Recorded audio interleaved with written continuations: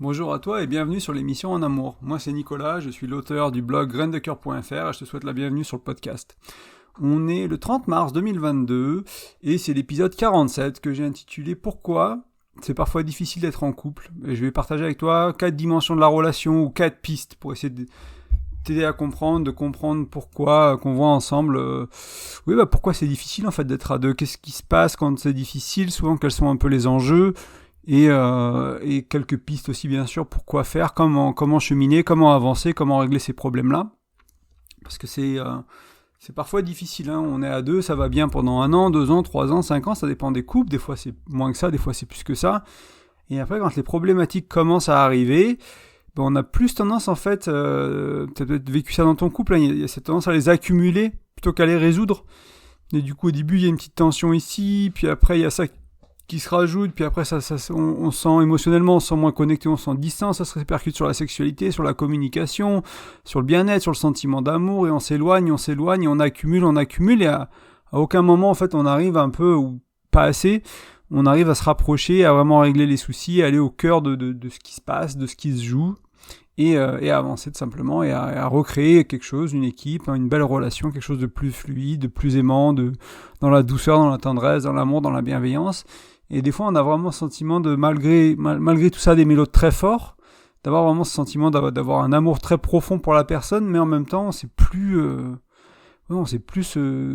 être à deux, quoi. On a du mal, quoi. Tout est compliqué, l'intimité est compliquée, la conversation devient compliquée, pas sur tous les sujets, tous les aspects de la relation, mais sur quelques-uns, et peut-être qu'au fil du temps, ça s'aggrave. Donc voilà, j'aimerais qu'on prenne le temps cette semaine pour vraiment parler de la difficulté de vivre à deux et d'être en couple. Et je me demandais, en fait, est-ce que tu t'es peut-être posé ces questions-là, peut-être que tu te les poses dans ta relation actuelle. Ce serait par exemple, pourquoi ma relation est si compliquée, pourquoi s'engueule-t-on pour si peu, on ne fait plus l'amour, pourquoi on s'aime tellement, que se passe-t-il, non, pardon, on ne fait plus l'amour, pourtant on s'aime tellement, que se passe-t-il, ou éventuellement, il et elle est si difficile parfois, il ou elle, pardon, est-ce que cette relation en vaut la peine? Donc un peu se poser des questions, d'essayer de faire le point, d'essayer de... On cherche entre guillemets ce qui va pas et on comprend pas. Il y a une petite chose que je voulais mentionner avant de commencer. Déjà, quand on cherche ce qui va pas, en général, on trouve des raisons. Est-ce que c'est les bonnes? Est-ce que c'est les vraies raisons de ce qui se joue? C'est un autre problème. Mais il faut savoir que quand on cherche, on trouve. Et quand on trouve du négatif, quand on cherche du négatif, on trouve du négatif. Donc c'est là aussi souvent, j'en parle pas aujourd'hui dans l'article d'aujourd'hui, mais c'est souvent pour ça que j'encourage une pratique de gratitude vis-à-vis de la relation, parce que quand on cherche des choses positives, on les trouve. Même dans les jours où ça va pas, même dans les jours d'engueulade, pour avoir pratiqué la gratitude dans mes relations depuis, 4-5 ans à peu près, même les pires journées que mon couple ait traversées, il y avait de la raison d'avoir de la gratitude pour des moments dans la journée, pour des secondes, pour des regards, pour des petites choses, pour des grosses choses des fois. Ne serait-ce que le fait que ce soit pas empiré, que c'était pas pire que ça, des fois on peut avoir de la gratitude pour ça, ça veut dire que on a avancé en tant que couple, on fait moins on joue plus on danse plus la même danse, on gère les conflits mieux, même si c'est pas parfait, même si c'est encore un peu des fois difficile et délicat, ça peut être aussi une source de gratitude de voir que ça évolue, même si on n'est pas encore arrivé là où on veut être. Donc voilà, c'est un peu les premières choses que je voulais dire.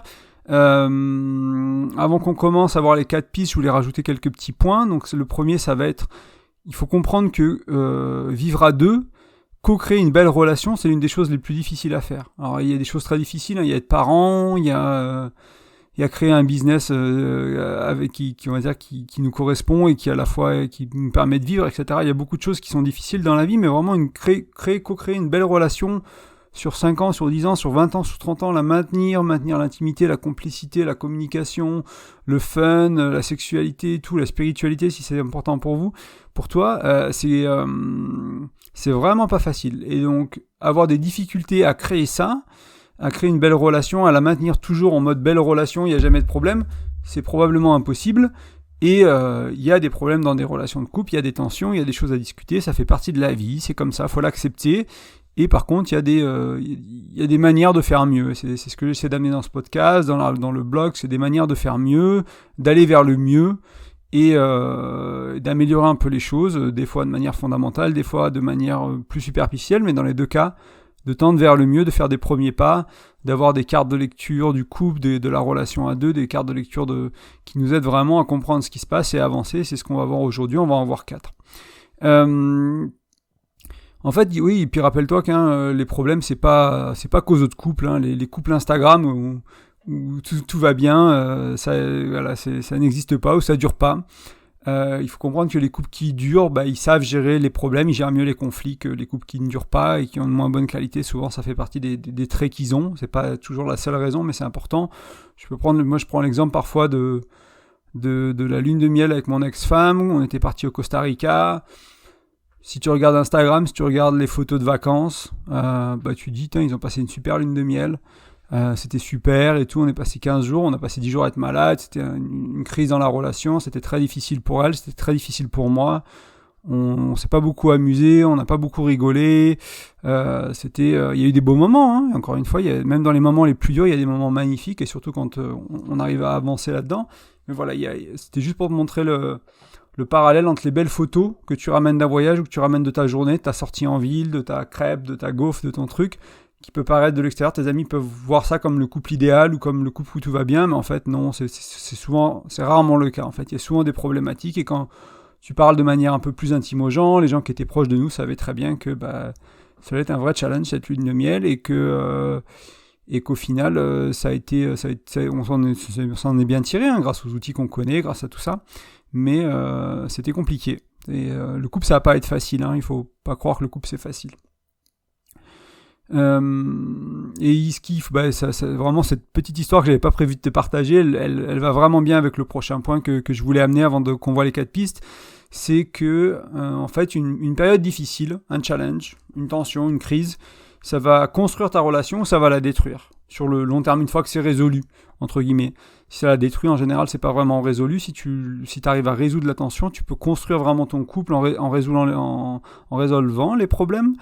Et en te rapprochant, en créant de l'intimité, en allant de l'avant, sans se faire mal. Parce que des fois on se fait mal avec les problèmes, et c'est comme je disais au début, c'est une fois qu'on accumule les blessures, les douleurs, les tensions, les non-dits, les sujets compliqués pour échanger, pour avancer, pour débattre, pour trouver des solutions. Une fois qu'on accumule tout ça et qu'on a fait une espèce de grosse boule de neige, on va vers la destruction petit à petit du couple, de l'amour, et on se blesse, on se fait mal.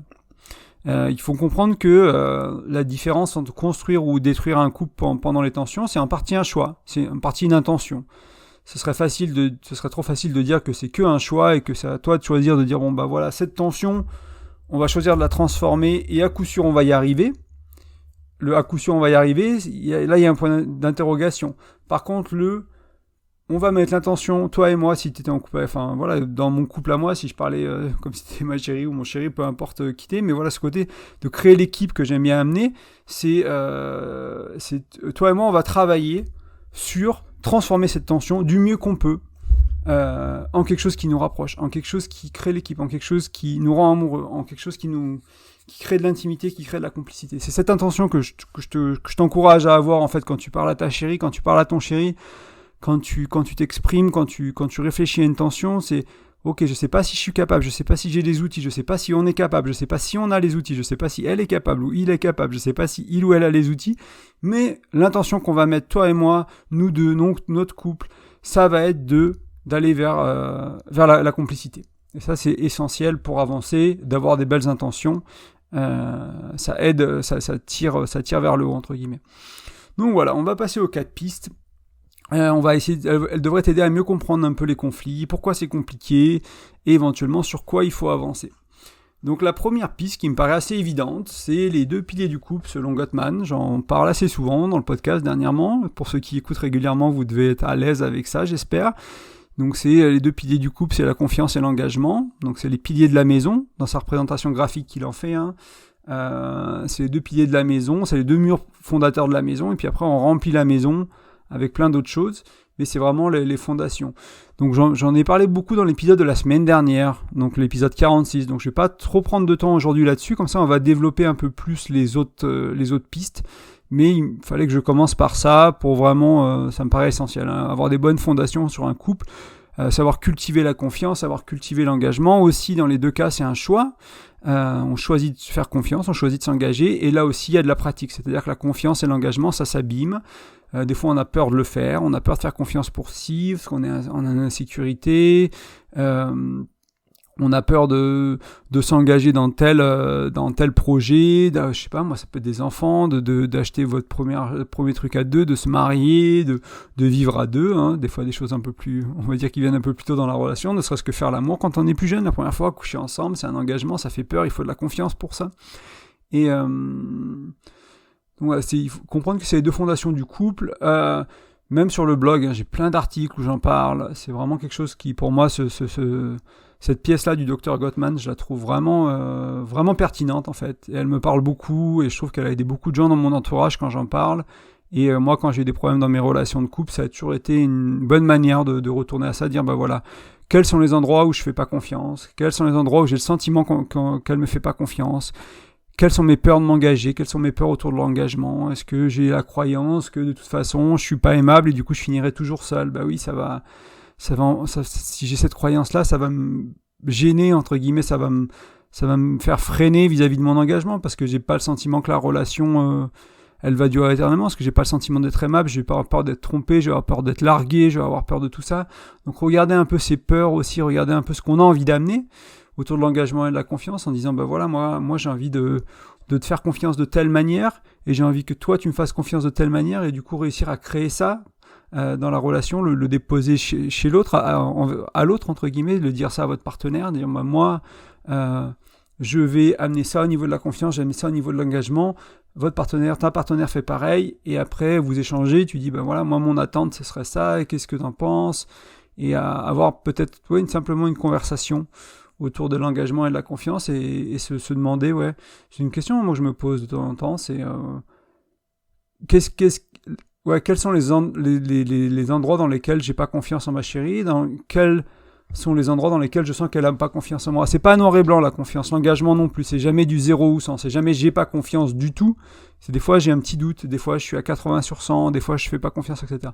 Et d'essayer de se poser ces questions-là, et après d'en discuter, de dire bon bah voilà, là j'aimerais que tu me fasses plus confiance, pourquoi t'as peur, voilà, pourquoi tu lâches pas prise là-dessus, et inversement, etc. Avoir des conversations autour de ça. Donc ça va être mon invitation pour aujourd'hui. Pour la première piste, si tu veux en apprendre plus, soit tu tapes confiance et engagement sur graindecoeur.fr, soit tu écoutes le podcast 46 si tu l'as pas encore fait. J'en parle beaucoup plus. Je sais pas, il doit y avoir 10 podcasts sur 50 qui en parlent, et il doit y avoir pareil une dizaine d'articles qui touchent soit à l'un, soit à l'autre, soit aux deux. Avec des articles vraiment concentrés que là-dessus, et des articles qui sont un peu comme celui-là aujourd'hui, où ça fait partie des clés que je donne. Et des fois, je les amène d'un nouvel angle. Et là, le nouvel angle aujourd'hui, c'était de te dire, voilà, regarde là où il y a un manque de confiance, il y a eu un manque d'engagement de ton côté, de l'autre côté, et une discussion avec ton partenaire. La deuxième piste, donc les besoins non satisfaits. Et là, messieurs, je vous vois venir, non, c'est pas limité qu'au sexe. Il n'y a pas que ça dans la vie, il n'y a pas que ce besoin-là. Il y a bien d'autres besoins. Et prendre soin de ces besoins, de tes besoins, par exemple, si je te parle à toi, si vraiment on pense à toi, c'est pas facile, hein, on a plein de besoins, et des fois on est vraiment confus avec les besoins. Donc là, c'est un sujet sur lequel j'écris pas mal, ou je podcast pas mal, mais je vais le voir un peu plus en profondeur. Aujourd'hui, je tenais à en parler d'un certain angle pour cette fois. Et encore une fois, il y a plein de contenus sur le blog ou sur le podcast qui parlent des besoins d'une manière un peu différente, avec un autre outil, avec une autre carte de lecture, mais qui peuvent t'aider à avancer sur le sujet. Mais il faut bien reconnaître, comme je disais, que prendre soin de ses besoins, c'est pas facile. Parce que déjà, des fois, on les connaît pas.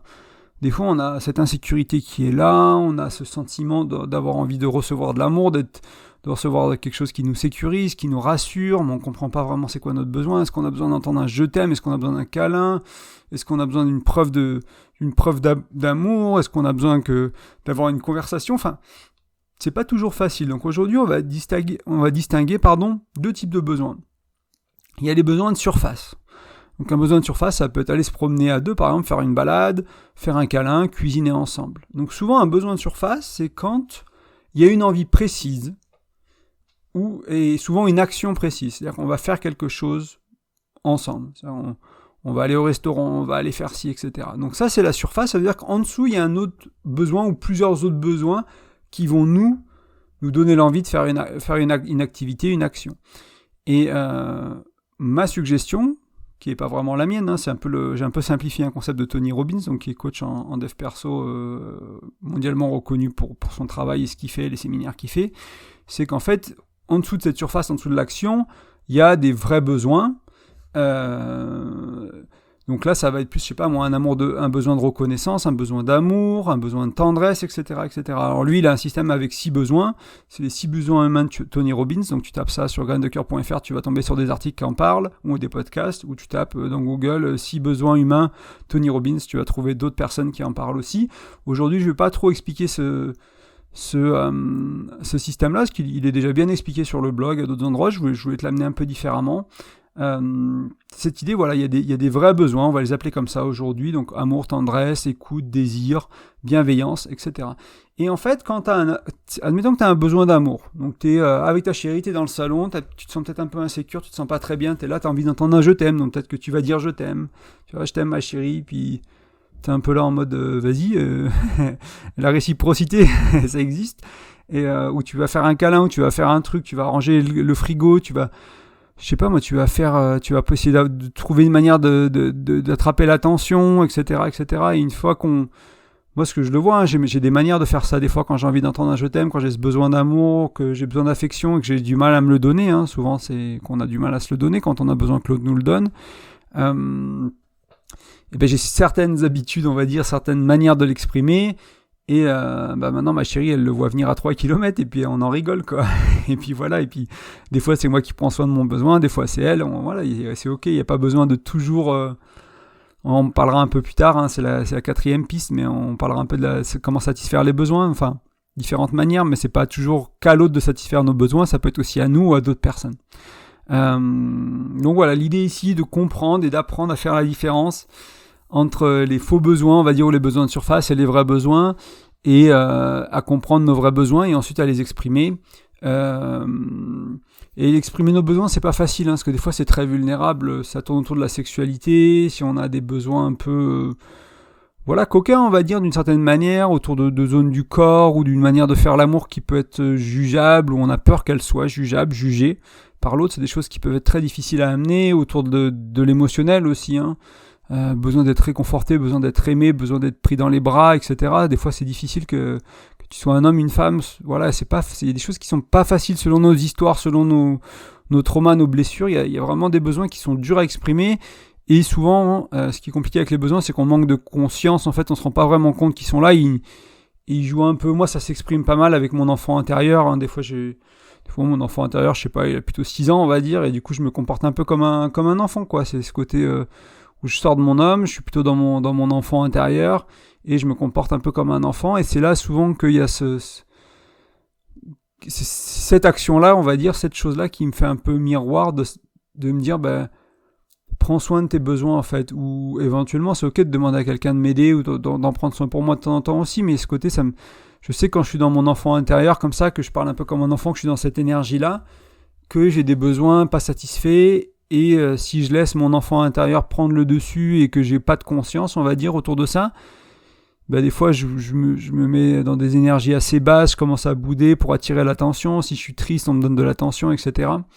Et j'ai fait beaucoup ça quand j'étais plus jeune, beaucoup moins aujourd'hui, mais c'est toujours cette tendance-là, des fois, d'attirer l'attention par la tristesse, par la souffrance, on va dire. Et donc c'est bien de se rendre compte de ces schémas et d'arriver à comprendre ce qui se joue et de les partager avec sa partenaire, avec son partenaire. Moi, ma chérie, elle les connaît, mes schémas, et du coup, du moins de ceux que j'ai conscience, autant de schémas possibles sur lesquels j'ai de la conscience. Comme ça, elle n'est pas obligée de danser avec moi en inconscience, sans comprendre ce qui se joue et essayer de me sauver ou essayer de prendre soin de moi, alors que moi je suis en train de, entre guillemets, quand on est dans ces phases-là, on est un peu des manipulateurs, quoi, parce qu'on n'exprime pas notre besoin clairement. Et on va utiliser des manières détournées d'avoir nos besoins satisfaits par la tristesse, par la culpabilité, par chercher la prise d'attention. Et alors ça ne veut pas dire qu'on est des manipulateurs, mais ça veut dire qu'il y a de la manipulation en jeu à ce moment-là. Et encore une fois, la manipulation, c'est jamais de 0 à 100, c'est jamais noir ou blanc. On est tous un peu manipulateurs. On est tous et toutes un peu manipulateurs. Il n'y a aucun doute là-dessus. Il y a des gens qui sont extrêmement manipulateurs. Et ça en devient maladif et c'est des relations, ça rend les relations toxiques et dangereuses. Mais probablement, si tu m'écoutes, enfin même pas parce que tu m'écoutes moi, mais je veux dire d'une manière générale, tu manipules probablement un peu. Au moins un peu. De temps en temps, dans certaines situations, quand tu es blessé, quand il y a certaines choses, je le fais aussi. Voilà, il n'y a pas de honte à ça. C'est toujours une question de dosage, c'est toujours une question d'intensité, c'est toujours une manière de faire. Une relation sans manipulation, c'est réservé, on va dire, à des personnes qui ont cheminé énormément et qui sont, on en parlera un peu plus tard, peut-être dans un certain niveau d'indépendance ou d'éveil spirituel, et c'est probablement pas pour la majorité d'entre nous. Et c'est ok, il faut l'accepter, il faut se rendre compte qu'on a des côtés manipulateurs, sans être un manipulateur, sans être une manipulatrice, sans être un psychopathe, sans être quelqu'un de méchant, de mauvais, mais parfois on va manipuler. La troisième piste aujourd'hui que je voulais te proposer, c'est la communication. Alors là, encore une fois, je te partage que des choses fondamentales aujourd'hui. Donc il y a beaucoup de contenu sur le blog, sur le podcast. On en parle beaucoup de la communication. D'ailleurs, j'ai vraiment commencé le blog et le podcast en parlant beaucoup de la communication. C'était le sujet sur lequel j'étais le plus à l'aise à l'époque, il y a 3-4 ans. Et du coup, j'ai beaucoup écrit dessus autour de différentes manières de communiquer, différents outils. Aujourd'hui, ce que j'ai trouvé intéressant, ce qui m'a inspiré, c'est de te partager un outil que je partage rarement en fait. Et je pense qu'il est vraiment important, il est simple, il est puissant. Du coup, il est tellement simple que des fois, il n'est pas toujours si facile que ça à mettre en pratique. Mais tu vois, comme il est assez binaire, on va dire, il y a que deux choses, il n'y a pas 6 besoins, il n'y a pas 10 options, 10 profils, 10 machins, il n'y a que deux. Il y a que 2 choix, entre guillemets, et du coup, ça permet de vite trier ce qui se passe, de vite comprendre ce qui se passe en termes de communication, et de nous adapter à la situation pour donner à la situation, à notre partenaire, à notre couple, une meilleure réponse. Donc quand tu échanges avec ton ou ta partenaire, un peu comme à la manière des besoins de surface et des vrais besoins, il y a différents niveaux de communication. Et là, ce qu'on va voir, c'est on va partir du principe qu'il n'y a que 2 vrais besoins ou vraies manières de communiquer, pour faire la parallèle. Il y en a que 2, il y a que 2 manières de communiquer. Et il y a cette notion de cri à l'aide, donc là encore on est sur Tony Robbins, si jamais ça t'intéresse. Alors j'ai oublié le nom en anglais d'ailleurs qu'il donne. Cry for help, c'est comme ça qu'il l'appelle, Tony Robbins, donc un cri à l'aide, et a loving answer, une réponse d'amour. Donc il y a que ces 2 choses, quoi que tu dises, quoi que tu fasses, quoi que ton partenaire dise, quoi qu'elle fasse, c'est soit un cri à l'aide, soit une réponse d'amour. Il n'y a que ces 2 manières de communiquer. Et du coup, si tu réfléchis un peu à ça, tu te demandes, quand on se dispute, c'est quoi ? Eh ben, quand il y a de la tension, je sais pas moi, quand il y a de la tension, quand il y a de la souffrance, quand il y a du stress, de l'anxiété, de la peur, etc., c'est forcément un cri à l'aide, on est d'accord. Ça va pas être une réponse d'amour. Et la seule manière de répondre à un cri à l'aide, c'est avec une réponse d'amour. Alors bien sûr, on peut répondre à un cri à l'aide avec un cri à l'aide, mais qu'est-ce qui se passe si tu fais ça ? Eh bien, la pression monte, la tension monte, ça escalade, on commence à se prendre la tête, Donc si toi tu souffres et que ta partenaire elle souffre, ou il souffre, et que chacun est dans le mode cri à l'aide, et reproche, et attaque, et contre-attaque, et défense, et machin, et trucs, chacun vous êtes dans le cri à l'aide, il n'y a jamais personne qui arrive à sortir de cette dynamique un peu inconsciente et qui arrive à dire stop, ok, toi tu souffres, toi ça va pas, je vais prendre sur moi en ce moment et je vais répondre avec une réponse d'amour. Et je vais essayer de nous ramener à un niveau où on peut avoir une conversation.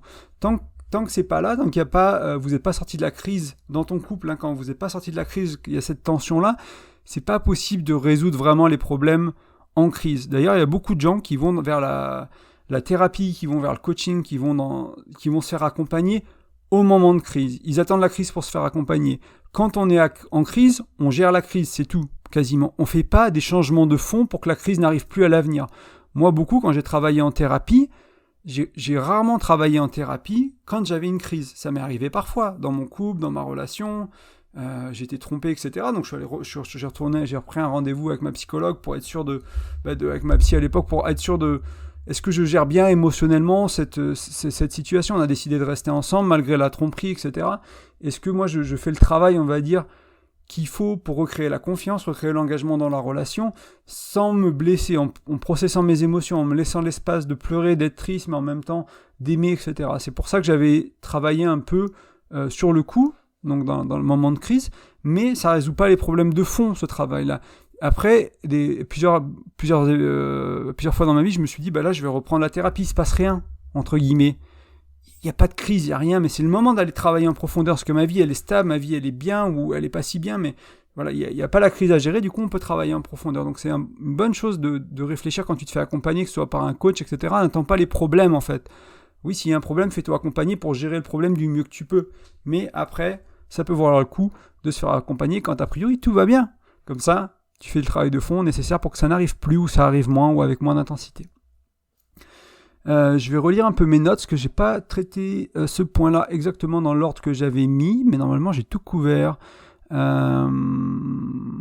Ouais, le cri à l'aide, la seule manière, entre guillemets, la bonne manière, si on peut le mettre comme ça, de répondre, c'est avec une réponse d'amour. Et si tu n'y arrives pas, c'est ok. Si vous êtes tous les deux en mode cri à l'aide, que la tension, qu'on s'engueule, ça arrive. Ça arrive aux meilleurs d'entre nous, il n'y a pas de souci. Après, il faut prendre un peu de hauteur et se rendre compte de ce qui se jouait. Et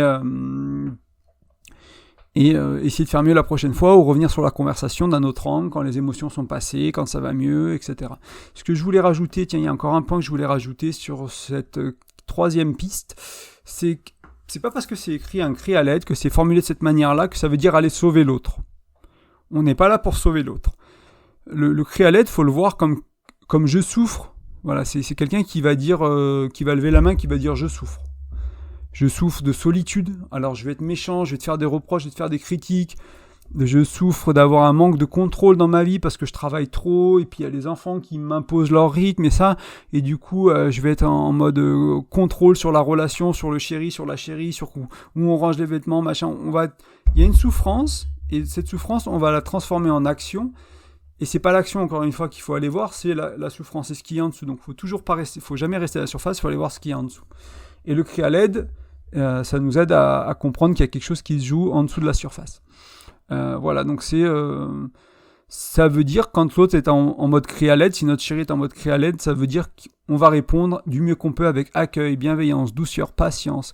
Dans une chaîne YouTube que j'aime beaucoup, j'en parle régulièrement, The School of Life, c'est en anglais, malheureusement, pour ceux qui ont du mal avec l'anglais, mais si tu comprends l'anglais, c'est fantastique comme chaîne, ils parlent beaucoup d'intelligence émotionnelle, de psychologie, mais ils sont très pratiques, ils sont pas trop en mode développement personnel, tu peux devenir qui tu veux, tu peux tout changer dans ta vie. Ils sont plutôt en mode accepter qu'on est des humains et qu'on a des problèmes et que voilà, donc ils sont assez humbles, on va dire, à l'opposé des fois du développement personnel qui est un peu en mode on peut être qui on veut, on peut faire ce qu'on veut. Ils sont plutôt accepter nos défauts vraiment d'humains, on va dire, d'être humain, j'aime pas le terme, mais moyen, on va dire, quelconque. Enfin voilà, on n'est pas un super-héros, on n'est pas quelqu'un d'extraordinaire, on est juste un humain comme tous les autres humains, et on a nos défauts, et accepter ça.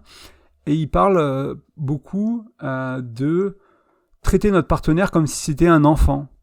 Pas l'infantiliser, c'est pas ça qu'ils veulent dire, c'est avoir la patience, la douceur, l'accueil, la bienveillance, la tendresse qu'on peut avoir si c'était notre enfant. En fait, souvent on est patient avec les enfants et impatient avec les adultes. Alors que quand moi c'est mon enfant intérieur qui est là, je suis pas plus mature qu'un enfant, entre guillemets. J'exagère un peu, mais voilà, il y a ce côté où des fois en tant qu'adulte, on se comporte comme des enfants. On se comporte de manière immature, on a des réactions immatures, on a des pensées immatures, on a des émotions immatures. Et ne pas avoir la capacité d'accueillir l'autre, d'avoir de la douceur, de la patience, ça rend les relations encore plus compliquées. Donc des fois, il faut imaginer que notre partenaire, ou nous-mêmes, on est des petits-enfants, on ne sait pas faire mieux que ce qu'on fait, même si c'est pas terrible. Pendant ce moment-là, on ne sait pas faire mieux. Et voilà, donc c'est peut-être quelque chose qui te parle, je voulais le mentionner rapidement. Et si tu comprends l'anglais, The School of Life sur YouTube, des conférences de Alain de Bouton, fantastiques sur le couple, sur la philosophie de vie aussi, hein, il ne parle pas que de couple, il parle de la vie en général. Vraiment des heures et des heures d'audio à écouter, des petites vidéos de 5 minutes très très très très riches sur l'intelligence émotionnelle notamment. 4e piste, prenez votre indépendance. Donc là, on va parler de dépendance, d'indépendance, on va voir un peu ce que ça veut dire. Moi, ce que j'ai observé beaucoup, c'est quand il y a une relation, on va dire, elle va développer des aspects toxiques ou elle commence à le devenir d'une manière plus générale, c'est-à-dire qu'il y a tellement de tensions que au moindre truc, ça commence à partir en vrille, etc. C'est souvent qu'il y a une dépendance en fait. Alors on parle beaucoup de la dépendance affective parce qu'elle est courante, on va dire, avec nos blessures d'enfance, mais des fois la dépendance elle est financière, elle peut être vis-à-vis de la sexualité, il y a plein de manières d'être dépendant de l'autre en fait. Je sais pas moi, si on est avec quelqu'un, c'est le meilleur coup de notre vie, c'est la première fois qu'on a une connexion sexuelle dans la sexualité, dans l'intimité qui est souvent émotionnelle aussi du coup, si forte, on peut avoir une dépendance, on peut avoir peur de ne jamais retrouver quelqu'un avec qui on fait l'amour de la même manière. Là, je voulais parler un peu de la dépendance aussi financière, parce que je trouve qu'on n'en parle pas assez, mais ça peut être aussi simple que y en a un qui gagne beaucoup plus que l'autre, et le train de vie du couple est au-delà de ce que pourrait se permettre celui qui gagne moins dans le couple. Et du coup, il y a une dépendance financière, et il y a des gens qui le vivent très bien, il y a des gens qui le vivent très très mal. Surtout dans une société où il y a de plus en plus d'indépendance de la femme, des fois c'est très très dur. Moi j'ai plusieurs copines, mon ex-femme aussi, c'est très très dur pour elle d'être dans une relation où elle gagne beaucoup moins que l'homme, et ça leur est arrivé de par la situation ou le succès temporaire de quelqu'un, etc. Et c'est très dur à vivre ce déséquilibre, parce qu'il y a ce sentiment de dépendance de l'autre en fait, et ça fait peur, hein. Du coup, voilà, c'est peur de l'engagement, quand il y a une dépendance financière, etc. C'est pas facile. Et inversement, hein, les hommes, des fois on a un peu ce côté, c'est l'homme encore, on a encore cette vision un peu patriarcale de c'est l'homme qui doit gagner plus, et du coup rencontrer une nana qui gagne plus que nous, ça fait un peu peur, quoi. Et on a encore ces restes de ce qu'on nous a appris, enfin ce qu'on a vu à la télé, ce qu'on nous a appris quand on était petit, qui est encore là, même si ça évolue, même si on veut changer ça. C'est difficile de s'en défaire complètement pour beaucoup de gens encore, hein. Donc voilà, donc il faut comprendre que ce soit une dépendance affective, financière, sexuelle, en fait, c'est que il va y avoir dans ta relation, vous allez créer dans ton couple, vous allez créer une sorte de déséquilibre en fait, dans certains aspects de la relation, dans plusieurs aspects de la relation, et il va donc y avoir une sorte de bataille inconsciente qui va se créer pour retrouver un équilibre en termes de pouvoir et de contrôle. Il y a quelque chose qui est très important, c'est d'Esther Perel, elle en parle beaucoup, c'est cette notion de pouvoir et contrôle dans les relations. Il y a beaucoup de choses qui se jouent autour de ça, c'est-à-dire que souvent il y en a un qui a le pouvoir ou le contrôle sur l'autre, sur la situation de vie, pas de manière malicieuse, pas de manière manipulatrice, c'est pas un pervers narcissique, c'est pas une pervers narcissique, c'est pas ça, mais voilà, on va vivre à un endroit parce que on suit l'homme pour son travail ou la femme pour son travail dans la situation. Donc on va créer une relation. Donc il y en a un qui va laisser ses amis, qui va laisser son business, son machin, son truc derrière pour suivre l'autre. C'était une décision consciente à deux qui paraissait juste, etc. Il n'y a pas de souci, c'est pas forcé. Mais par contre, le résultat va être qu'il y a une sorte de déséquilibre une fois arrivé dans la nouvelle au nouvel endroit, parce que y en a un qui bosse, qui gagne plein d'argent, l'autre qui doit reconstruire son business localement, qui doit travailler très dur, qui a peut-être moins de temps pour faire des connexions sociales parce que du coup il n'y a pas les collègues de boulot, parce qu'il est indépendant ou elle est indépendante, etc. Et ça peut créer toute une dynamique qui va créer un déséquilibre, et derrière ce déséquilibre il peut se retrouver dans la relation avec une sorte de tension inconsciente pour retrouver le pouvoir, tout simplement. Et ça peut être des fois autour de je vois beaucoup autour de la sexualité, un peu ce jeu de pouvoir autour de l'argent, autour de l'émotionnel, de priver l'autre de ci, de priver l'autre de ça, de faire des reproches sur ci, de faire des reproches sur ça, juste parce que inconsciemment on a ces déséquilibres, on essaie de le compenser. Donc c'est important à comprendre. Et le souci de la dépendance, en fait, c'est pas vraiment simple à régler. Et puis ça se règle pas vraiment en fait. On peut pas un jour dire du jour au lendemain j'ai réglé tous mes problèmes de dépendance affective, dépendance financière, parce que la vie elle est cyclique, il va se passer des choses. Là on est il y a une guerre en Ukraine, est-ce que c'est une troisième guerre mondiale, est-ce qu'il va y avoir de l'inflation, est-ce que le paquet de pâtes il va être à 10 balles dans 6 mois parce qu'il y a plus de blé, enfin on sait pas vraiment ce qui va se passer. Il y a il y a des scénarios catastrophes que certains imaginent, il y en a d'autres qui pensent que ça va revenir à la normale dans 10 jours, qui sait, on verra bien, mais la vie est cyclique, il se passe des choses en dehors de notre contrôle, et des fois, des événements comme la mort d'un proche, la naissance d'un enfant, ça va nous remettre dans des schémas anciens, ou même se réengager à deux. Moi, j'ai connu un peu ça aussi, hein, des fois, de revivre à deux pleinement, ça m'a remis un peu dans mes schémas il y a quelques années, un peu dans cette énergie-là, de comme je vivais à cette époque-là, en fait. Et je m'en suis rendu compte, je m'en suis rendu compte, puis après, c'est qu'est-ce que je veux en faire, quoi. Mais des fois, on s'en rend pas compte, mais ces changements qui peuvent sembler anodins, comme revivre avec quelqu'un, comme la mort d'un proche, comme ça peut nous faire prendre conscience de notre mortalité. Et ça veut dire qu'il y a des personnes qui vont répondre en mode carpe diem.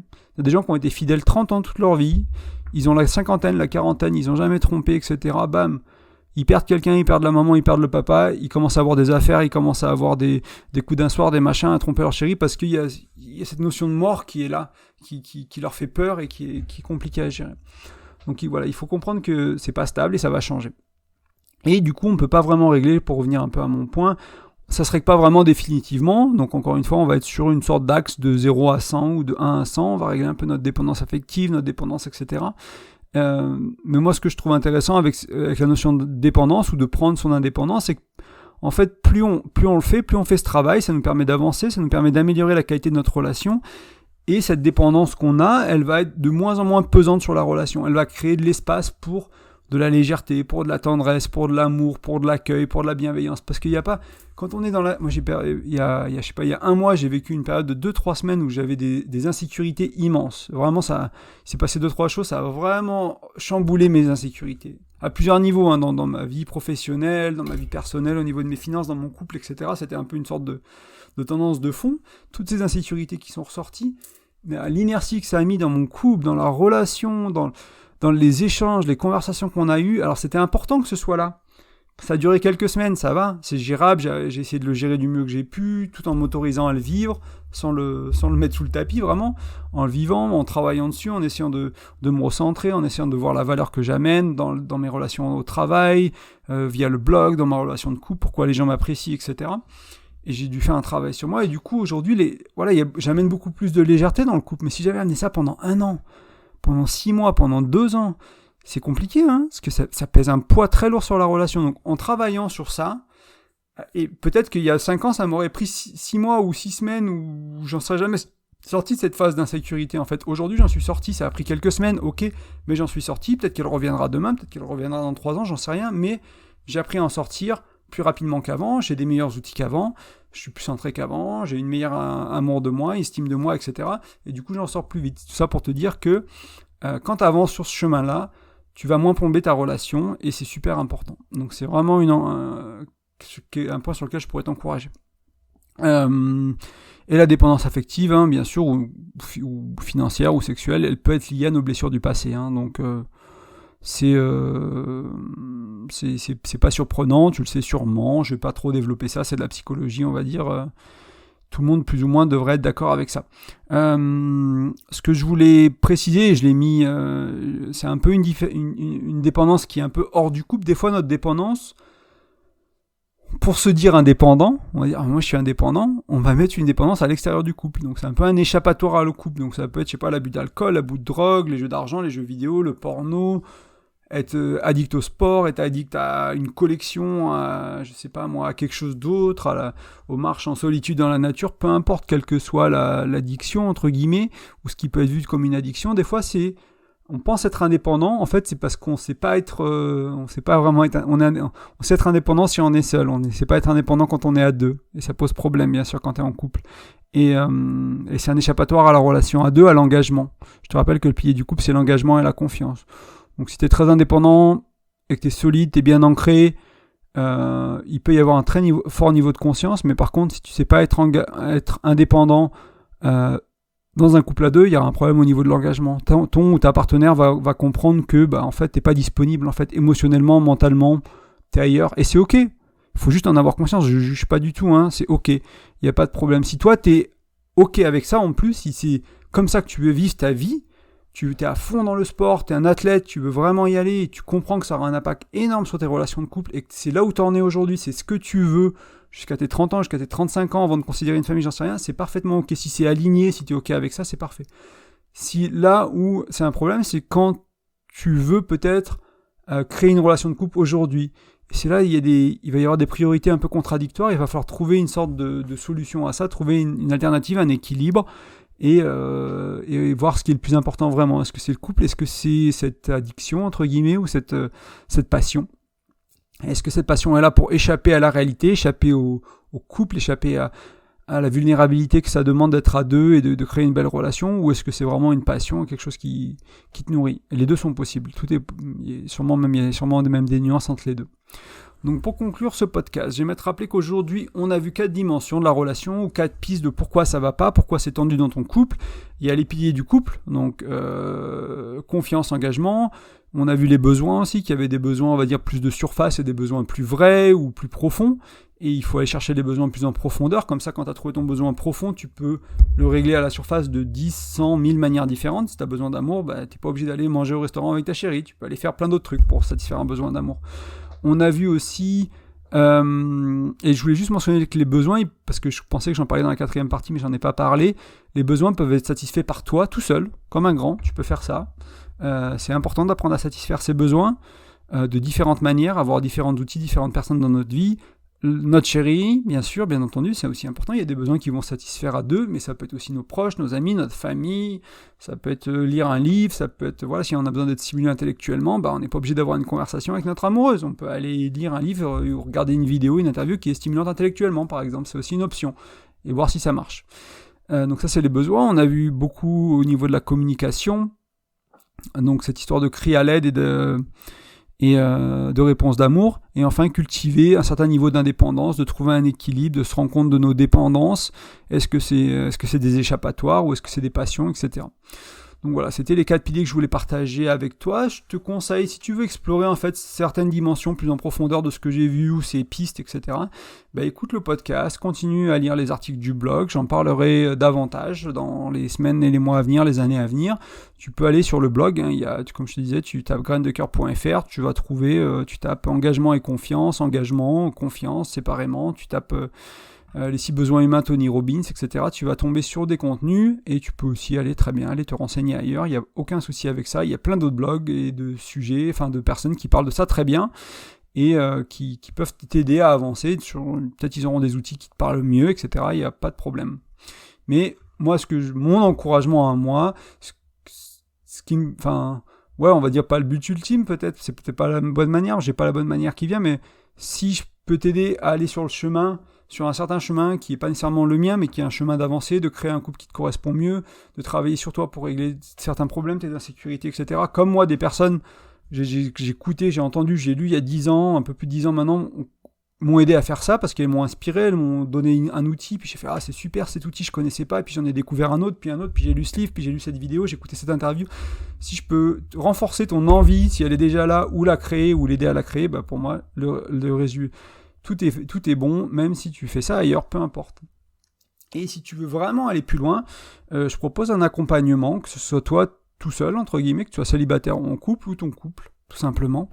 Et pour ça, il suffit de me contacter sur graindecoeur.fr, il y a un onglet contact, tu m'expliques un peu ta situation, tes besoins, ce que tu aimerais, et ensuite on aura quelques échanges, éventuellement un appel si besoin, pour voir si travailler ensemble ça fait du sens. Moi je cherche des gens pour accompagner, je sais pas, sur 5, 8, 10 séances au moins, toutes les semaines, tous les 15 jours, tous les mois, selon la fréquence, tes possibilités, pour vraiment essayer de mettre en place des choses dans ton couple qui vont changer les fondations du couple, donc pas que autour de l'engagement et de la confiance, mais autour de la communication, dans la sexualité, etc., et qu'on ait un suivi en fait, qu'on puisse en discuter, qu'on voit comment ça s'implémente et voir comment ça dure, quitte à au bout d'un moment espacer, peut-être on se voit tous les 2 mois, tous les 3 mois, peu importe, mais voilà, vraiment d'accompagner des couples, d'accompagner des individus, d'accompagner ton couple à mettre en place des choses dans la relation qui vont vraiment faire une différence. Et donc voilà, ça peut t'intéresser, si ça t'intéresse, n'hésite pas à me contacter, on verra ensemble. Et les mots de la fin, je voulais simplement te rappeler que tu peux trouver sur Spotify, sur iTunes, sur Deezer, quelle que soit la plateforme où tu écoutes le podcast, souvent il y a une petite encadré pour mettre une note. C'est sur iTunes, c'est sur l'app, c'est sur l'app de ton téléphone ou de ta tablette, ça va pas être sur le site iTunes dans ton navigateur internet. Par exemple, tu peux mettre une note ou une étoile, ça permet en fait aux autres de me découvrir. C'est-à-dire, plus il y a de notes, plus le podcast est téléchargé, plus il y a de commentaires, plus iTunes va se dire voilà, c'est du contenu utile, intéressant. Quand quelqu'un tape podcast relation de couple, voilà, il y a Graines de cœur, ou en amour, l'émission qui ressort plus haut dans le classement. Donc ça m'aide. Et aussi une bonne manière de m'aider, c'est tout simplement d'en parler autour de toi et de dire aux gens qui ont des tensions, des problèmes, des soucis, disant voilà, j'ai écouté ce podcast, j'ai trouvé ça cool, je pense que ça te parlera, tiens, voilà le lien, et voilà. Et un petit rappel autour de la communication qui était un thème important aujourd'hui, si tu vas sur graindecoeur.fr, tu vas trouver des petits encadrés avec des formulaires de capture pour laisser ton prénom et ton email. Tu peux me laisser ton meilleur email parce que quand tu rentres en fait ton prénom et ton email, tu vas recevoir une petite séquence pour t'expliquer un peu le blog, le podcast, etc. qui te suit pour un peu il y a ces 3 ou 4 emails, c'est pas grand chose, je vais pas te spammer. Et aussi tu vas recevoir l'e-book qui t'est offert gratuitement, qui est autour de la communication. Donc c'est 5 outils que j'ai mis dans cet e-book pour vraiment avoir un impact rapide sur la communication de ton couple. Donc des fois il y a des petits tests à faire en ligne pour comprendre les 5 langages de l'amour, quel est le tien par exemple, et ensuite une fois que tu comprends quels sont tes langages de l'amour, quels sont les langages de ta chérie ou de ton chéri, tu t'apprends à mieux communiquer en fait, simplement parce que tu sais aimer l'autre dans son univers à lui. Donc il y a des petites astuces comme ça de communication, petits outils, et qui sont assez simples à comprendre et qui sont importants en fait, pour les mettre, qui vont vraiment avoir un impact dès que tu les mets en place dans ta relation. C'était l'idée de ce petit book gratuit qui doit faire 10-15 pages, il n'est pas très grand à lire. Et voilà, c'est tout pour aujourd'hui. Je te remercie fortement pour ton écoute, ça me faisait très plaisir d'enregistrer ce podcast, et je te dis à bientôt.